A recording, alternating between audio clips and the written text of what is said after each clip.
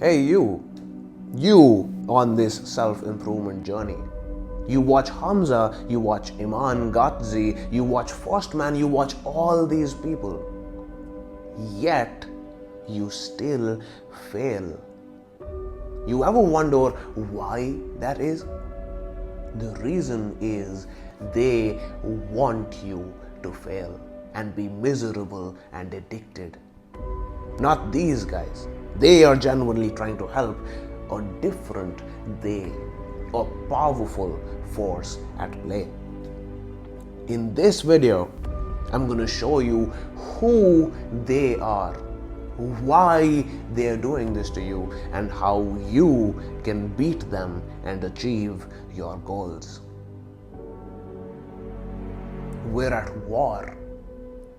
With you on one side, with your determination, your willpower, your resolve, and the smartest minds on the planet and billions of dollars on the other. What's worse, this is an enemy who knows everything about you. An enemy who knows you better than your own family, than your own best friends.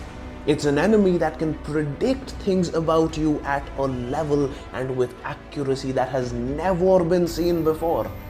It's an enemy who knows you better than you yourself. Even worse, it's an enemy whose goals run counter to yours. The enemy achieving its goals means you failing on yours, and you achieving yours means it failing. And finally, it's an enemy who we know now is willing to go to any lengths, any extremes, who's willing to do whatever it takes to get what it wants. Who do you think is gonna win this war?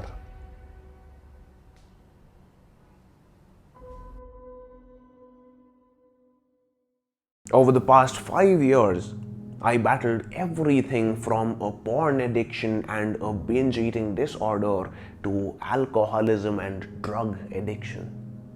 And the one thing that I struggled with more than anything else, the one thing that held me back for the longest time, the one thing that had me the most miserable, wasn't any of these addictions, but this one little thing that seemed so innocent, so harmless at first sight. Over time, I started to think that there was something wrong with me, that my brain was messed up, that I was the problem, until I dug deeper. The deeper I dug, the more the evil became visible. The more I realized that everything I was experiencing, everything I was feeling, the misery, the agony, the suffering was designed, was intended, was forced upon me. And after some research, I came to the conclusion that Facebook wants us angry.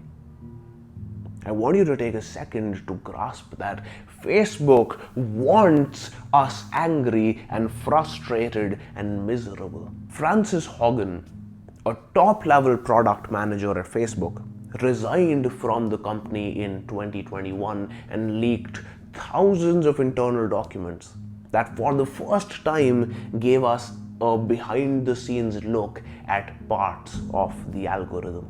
And one of the things we found in those documents was code that told the algorithm to measure one angry reaction as equivalent to 5 likes.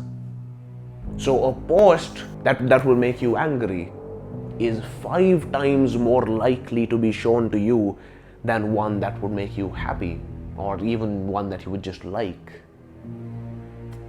And people wonder why violence is increasing all over the world, why they feel so frustrated, so miserable all the goddamn time. Imagine trying to ride a bicycle that wants you to fall. You see, you see Facebook as a tool that you use. And of course, when I say Facebook, I mean Instagram and Snapchat and Twitter and everything in between as well. You see these platforms as tools for you to use as and when you want. But that's not how they work. A tool is something that just sits there patiently, waiting for you to use it when you want to. But when something has a mind of its own, goals of its own that it seduces you and manipulates you to achieve, it stops being a tool. You want a well-balanced life for yourself, where you're getting things done and achieving your goals and making progress, and at the same time spending your off time scrolling through some Instagram reels and TikToks. And that would have been fine if these platforms really were just tools. But you see, these platforms, they're not non-profits just trying to benefit you. They're businesses. Some of the most successful businesses humanity has ever seen at that. And they have one goal: to keep you on their platform for as long as humanly possible. I'm sure you know of some of the tactics they've used to fulfill that goal. But here is the latest and greatest discovery they've had. When you're having a good day, when you're motivated and driven and you're getting things done, you barely even look at these apps. But on those bad days when you can't even get yourself out of bed, when you're demotivated and you're procrastinating and you're just feeling miserable, you can spend double-digit hours a day alternating between them. Now, if you were a company and you knew you made 100x or 1000x the profits when your users were feeling down and miserable, and let's say you had billions and billions of dollars in the bank, the smartest minds on the planet working for you, and you had the ability to control people's emotions, which you've publicly been caught doing, what would you do? That's exactly what they have done.